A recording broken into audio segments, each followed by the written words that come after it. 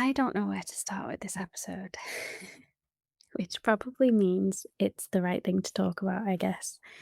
I actually started recording three completely different topics before this one, and none of them felt right.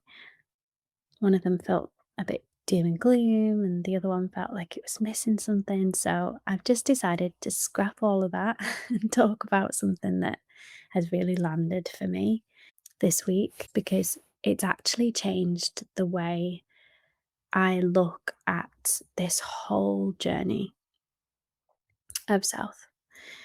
But before I do get into that, I did just want to say thank you.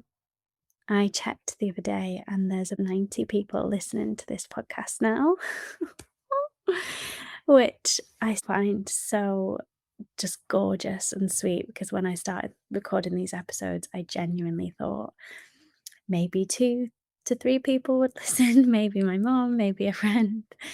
I didn't expect 90 people to be clicking on this each week and listening to me think out loud about life and consciousness and the journey of self.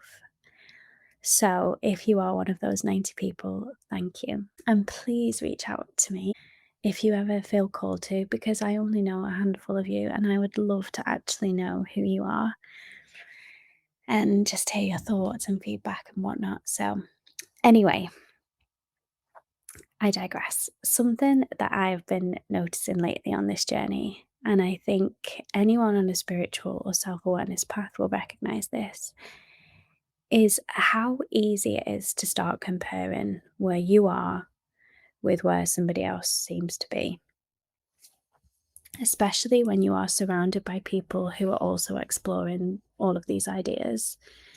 You hear someone talk about a breakthrough that they've had, or a ceremony that they've gone to, or some experience they've had that sounds incredible. And even if you're genuinely happy for them, there can still be this quiet little voice in your head that says, why haven't I experienced that yet? Or should I be doing that as well? And the strange thing is that I've always heard the phrase throughout my entire life, don't compare your journey. We hear it everywhere, don't we? Don't compare your healing, don't compare your awakening, don't compare your life. And logically, yeah, that makes sense. Of course, everyone's life is different. But this week, I realized something about that phrase that made it land in a completely different way.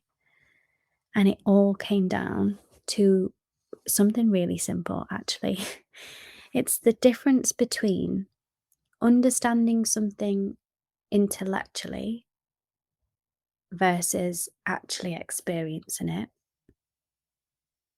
Because on this journey, we hear a lot of terminology, don't we? People talk about ego deaths and shadow work and purging and surrender and letting go, awakening, ascension, all of these words that become part of the language of spirituality. And because we understand language, our brains assume that we understand what those things mean. Does that make sense? You would hear someone talk about the word surrender, and you think, yeah, I get that. I know what that is because I understand the word surrender.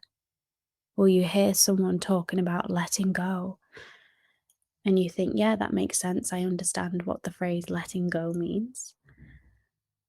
But what I realized is that understanding the words is not the same as understanding the experience.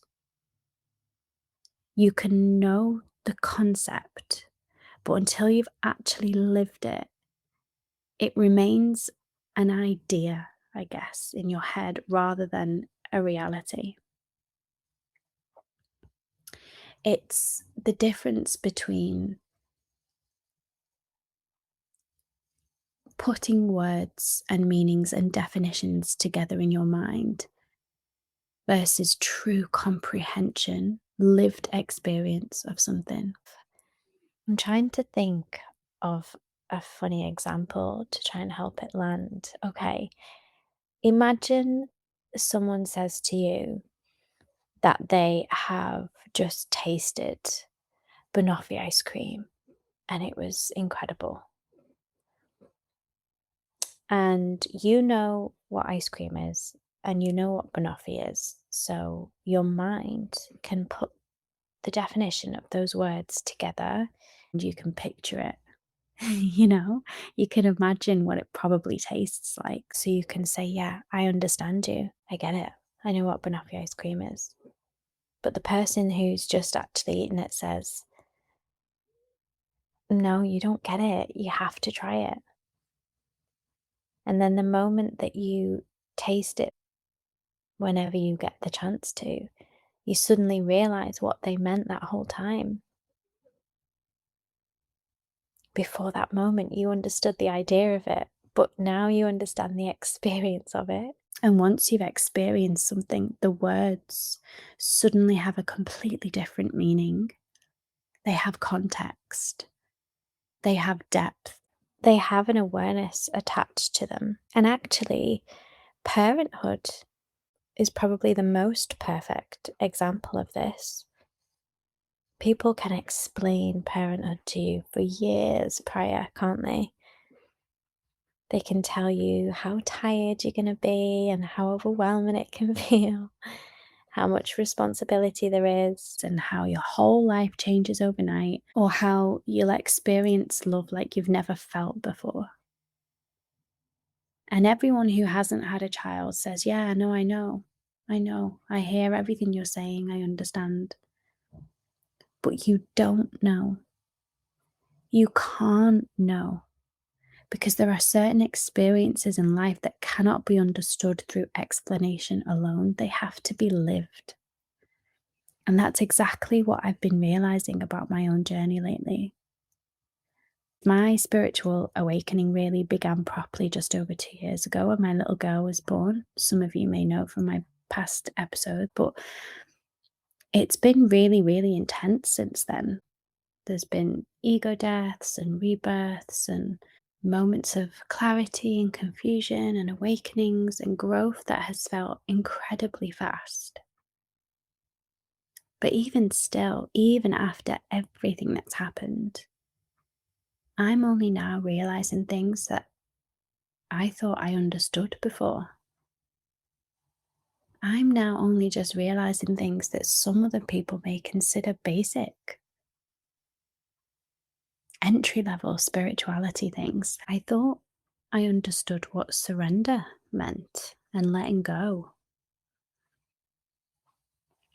But this week I realized that I actually didn't. Not really. I understood the words and the language and maybe the literal meaning of the phrase. But until you reach the moment where your body and your soul are actually ready to release something, those words are just ideas, you know? Until you experience that collision of actually letting go of something, it gave the phrase more meaning. And that moment finally happened for me the other night. For about a year now, I've been in this really intense phase of my life where I've been analyzing everything and I've been looking for every lesson, every shadow, every pattern, trying to understand every single emotion and reaction and thought process and meaning behind everything.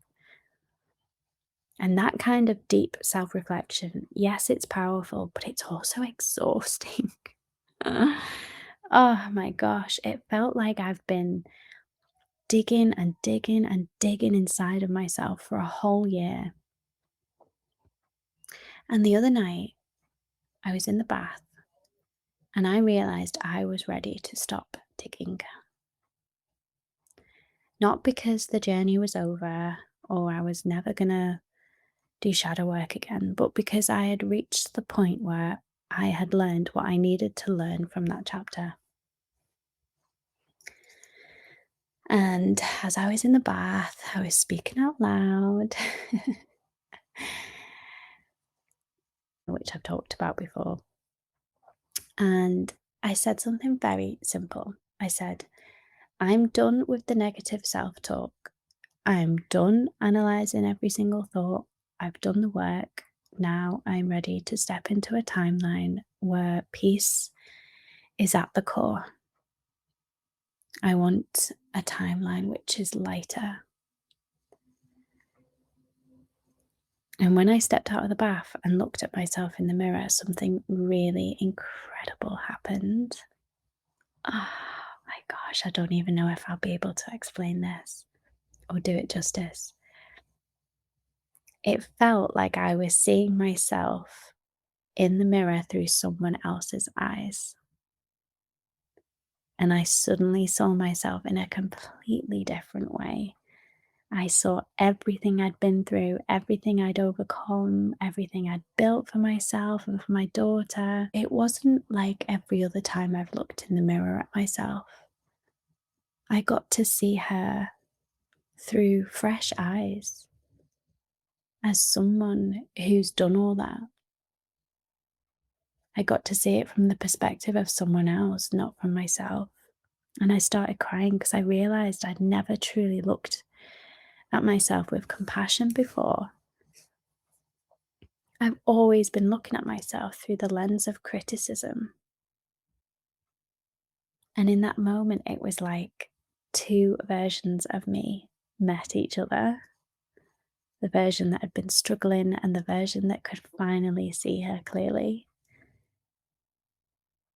And that was the moment I truly understood what letting go means, not as a concept, but as a feeling.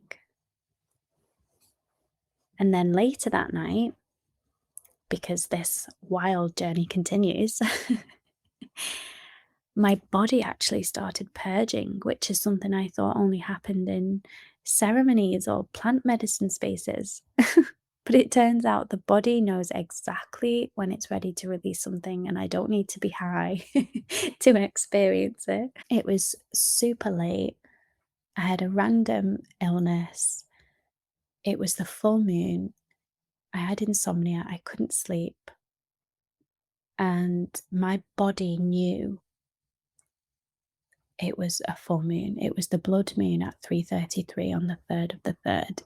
And this was about 2:30 when purging started happening. I was coughing up nothing, but it was an energetic purge. It was the release of so much negative self talk, so much pain, so much shadow through my throat chakra. And I finally understood what purging meant. And that entire experience made me realize something very important. You cannot rush understanding on this journey. You cannot force yourself to be at the same place as someone else. And there's no right order to which you should experience all of these different facets of the journey of self. There's no correct order. Because every experience and every lesson and every realization happens when your body and your consciousness are ready for it, which some other people call divine timing. And that brings me back to comparison, because when we compare our journey to somebody else's, we assume that because they are talking about something we haven't experienced yet, that they are somehow further ahead, right? I've done it. But that's not necessarily true. In fact, it isn't true. It simply means that their particular path has led them to that experience right now for whatever reason that they need it. And your path is leading you somewhere else first. And when the moment is right, the understanding will arrive for you too. Not because you chased it, not because you forced it to happen, not because you forced yourself into a scenario where you would hope to gain something, but because you were ready for it. Because your soul and your mind were ready for it, were ready for the understanding. And that's why comparison is actually quite dangerous on a journey of self, if you think about it, because comparison pulls you out of trust. And trust is the most important thing, I think, on a journey of self discovery and spirituality. Because if you can trust in it, you relax into it, you can allow it to unfold, then you can surrender to it, trust in the unweaving, and trust in the highs and the lows because you know that ultimately something good is going to come out of it. You allow the lessons to come when they're meant to come. But the moment that you compare or you start rushing or start forcing things, you start questioning where you are and wondering if you should already be somewhere else. I have done this so much. So I'm speaking from experience here. You are not alone if you do this too. And that's where the joy disappears. And joy, as we spoke about before, remember, is the highest frequency that we can live in, right? Which means comparison is literally the thief of that frequency. We hear that phrase all the time, right? Comparison is the thief of joy. But it lands differently when you know that joy is the highest frequency. Comparison is the thief of the highest frequency. And I think it's also really important to say this. Even this podcast could make you feel like comparing yourself to even my journey. You might hear me talk about the experiences or phrases or moments that resonate with you and think, why haven't I experienced that yet? Or should I know what she's talking about? But if you can listen to this, knowing that there are stages to this journey, that awareness unfolds in layers, then let that be what you take away from this. Everything that you're meant to understand will reveal itself to you when your awareness is ready for it. I once read a quote that said, sometimes we're not meant to know the route or the destination because if we did, we might miss the lessons along the way, along the journey, something like that. And this rings so true here. It's exactly what I mean. Divine timing isn't just one moment where something suddenly happens in your life. It's the accumulation of every single step you've ever taken, every decision you've made, every tiny butterfly effect moment that has led you to the point where you are able to truly internalize something. Because we don't know what we don't know, right? And real understanding doesn't just happen when we hear something or read something, it happens when we are able to embody it. When we're able to not only see the lesson, but feel the truth of it and actually live it. Otherwise, what would be the point of an awakening or a realization if we weren't ready to do anything with it? And even then, sometimes we might have been presented with opportunities to learn something before, but we didn't yet have the eyes to see it. So we weren't able to internalize it. So if you feel like you're behind or like you don't understand something yet, or like everyone else seems to be having these experiences that you're not having, please remember this. What is meant for you will not pass you by. Your path will bring you exactly what you are ready to receive and exactly when you are ready to receive it. And your path is yours only. How amazing is that? It's nobody else's except yours. Your unique path, which has been carved just for you. Embrace it. That's beautiful. That's yours and nobody else's. So trust that, trust your journey, and most importantly, don't compare it. Thank you so much for listening. I hope you're all well. And I'll see you on the next one.